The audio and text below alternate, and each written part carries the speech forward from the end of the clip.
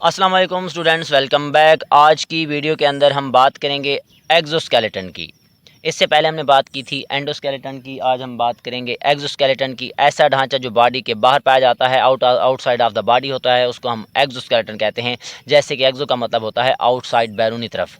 It is hard covering of animals. ये जानवर जो होते हैं उनकी बैरूनी कवरिंग जो है सख्त कवरिंग होती है, जिसको हम एक्सोस्केलेटन का नाम देते हैं। और इसको सेक्रीट करने के लिए जो है जो सेल्स इस्तेमाल होते हैं उनको हम एक्टोडर्मल सेल्स का नाम देते हैं। ये इनल्ट होती है, नॉन लिविंग होती है। इसके बाद अगर देखा जाए इसके पास दो लेयर्स होती हैं, एक्सोक्यूटिकल, एंडोक्यूटिकल। और जो एक्सोक्यूटिकल है उसके पास दो लेयर्स और पाई जाती हैं, उनको हम एपिक्यूटिकल और प्रोक्यूटिकल का नाम देते हैं। अब हम एपिक्यूटिकल और प्रोक्यूटिकल को वन बाय वन करके देखते हैं। इंतहाई इंपॉर्टेंट शॉर्ट क्वेश्चन है, ये इंतहाई इंपॉर्टेंट पॉइंट हैं। तो सबसे पहले आप देखें, एपिक्यूटिकल आउटर लेयर है, ये इनर लेयर है। ये जो है वैक्सी लिपोप्रोटीन पर मुश्तमिल होती है। ये जो है काइटन पॉलीसैकेराइड्स और सम काइंड्स ऑफ प्रोटीन पर मुश्तमिल होती है। It is impermeable to water, ये पानी के लिए इम्परमिएबल होती है, ये पानी को अपने अंदर से नहीं गुजरने देती। इसी तरह देखें, it act as barrier against micro organism. Micro organism के खिलाफ जो है ये किस चीज़ के तौर पर इस्तेमाल होती है? माइक्रो ऑर्गेनिज्म के अंदर बैरियर के तौर पर ये जानदार की बॉडी के अंदर माइक्रो ऑर्गेनिज्म को नहीं जाने देती। इसी तरह बात करें अगर प्रोक्यूटिकल की, तो it is tough and hard, ये सख्त और मजबूत होती है। इसको मज़ीद सख्त किया जाता है कैल्शियम कार्बोनेट की डेपोजिशन से या सेक्लेरोटाइजेशन से। ये आपके पास प्रोक्यूटिकल और एपिक्यूटिकल हैं। अब अगर हम इनकी एग्जांपल्स की बात करें, एक्सोस्केलेटन की सबसे पहले एग्जांपल है बाइवेल्विया, उसके बाद स्नेल। बाइवेल्विया के पास जो है दो शेल्स मौजूद होते हैं। स्नेल आप देख सकते हैं, ये स्नेल है जिसको हम जो है गूंगा कहते हैं। अब इसके बाद बात करें, it is compose by one shell, इसके पास वन शेल होता है। इसके अंदर जो शेल हैं वो किस चीज़ से मिलकर बनते हैं? कैल्शियम कार्बोनेट से मिलकर बनते हैं। Hard minerals are absent in them, इसमें सख्त मिनरल जो है मौजूद नहीं होते। Ring of shells represents the age of snail.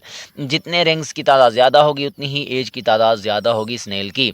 ये आपके पास सिंपल से पॉइंट थे। इसी तरह अगर हम बात करें कि इसका जो एक्सोस्केलेटन है उसके फ़वायद क्या हैं, एडवांटेज क्या हैं, तो सिंपली आप देखते जाएंगे। It provide protection from enemies, rough environment, dryness.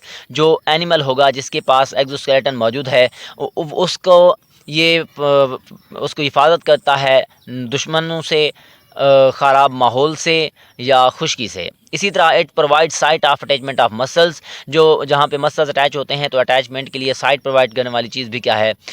यही एक्सोस्केलेटन है। इसके बाद बात करें विद रिजेस एंड इन्वेजिनेशंस, जो बॉडी के अंदर किनारे होते हैं जहाँ पे डिप्रेशन होती हैं, गहराइयाँ होती हैं, वहाँ पे मसल अटैचमेंट जो है वो जाती है। It has thin soft and flexible joints, इसके पास पतले, छोटे, सॉफ्ट और फ्लेक्सिबल जो है जॉइंट्स मौजूद होते हैं जो कि मूवमेंट में हेल्प करते हैं। इसी तरह इसके पास पोर्स होते हैं जो कि गैसेस एक्सचेंज में जो है क्या करते हैं?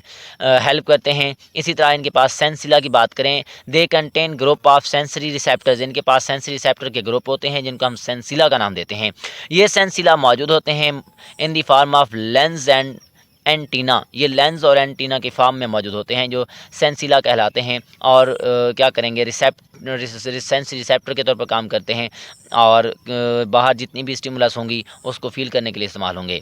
अब अगर हम देखें कि हमारे पास ये जो एक्सोस्केलेटन है इसके नुकसानात क्या हैं, डिसएडवांटेज क्या हैं, वन बाय वन करके देखते जाएंगे इजीली, बिल्कुल आसानी से। ये बिल्कुल अहम शॉर्ट क्वेश्चन है, इंतहाई इंपॉर्टेंट शॉर्ट क्वेश्चन है। डिसएडवांटेज में क्या होगा? Animals do not further increase in size, क्योंकि वो जो खौल होता है उसी के अंदर जानवर पाए जाते हैं, तो उसके अंदर क्योंकि पाए जाते हैं इसी वजह से जो है वो जानवर साइज़ में ज़्यादा जल्दी नहीं बढ़ सकते, छोटे साइज़ के रहते हैं। इसी तरह मज़ीद अगर देखें, बिकॉज दे आर प्रेजेंट, क्योंकि वो कहाँ पाए जाते हैं? एक्सोस्केलेटन के अंदर पाए जाते हैं, इसी वजह से वो अपने साइज़ में ज़्यादा इजाफा नहीं कर सकते। मोल्टिंग की बात करेंगे, इसको हम एक्डाइसिस कहते हैं। The process of shedding and exoskeleton, exoskeleton को रिमूव करना, गिरा देने का प्रोसेस जो है जानवरों का, उसको हम क्या नाम देते हैं? मोल्टिंग का नाम देते हैं। और ये पीरियाडिकली होता है। पीरियाडिकली का क्या मतलब है? वक्फे के साथ जैसे ग्रोथ बढ़ती चली जाती है तो उनका जो स्केलेटन है वो गिरता चला जाता है। इसको हम मोल्टिंग कहते हैं। इसको कंट्रोल करने के लिए एक हार्मोन इस्तेमाल होता है, उसको हम एक्डिसोन कहते हैं। अब हम प्रोसेस ऑफ मोल्टिंग की बात करें तो सबसे पहले क्या होगा, hypodermal gland secretes hormone. Hypodermal gland जो होते हैं वो हार्मोन को खारिज करते हैं, जो कि डाइजेस्ट कर देते हैं और सेपरेट कर देते हैं एंडोक्यूटिकल को। कहाँ से? हाइपोडर्मिस से। अब क्या होगा, formation of new exoskeleton takes place. जब वहाँ से एंडोक्यूटिकल जो है रिमूव हो जाती है तो वहाँ पे न्यू एक्सोस्केलेटन बन जाता है। After the formation of exoskeleton, जब एक्सोस्केलेटन बन जाता है तो उसके अंदर जो है डेपोजिशन को बढ़ा दिया जाता है कैल्शियम कार्बोनेट की, जिसकी वजह से एक्सोस्केलेटन जो है वो मज़ीद सख्त हो जाता है।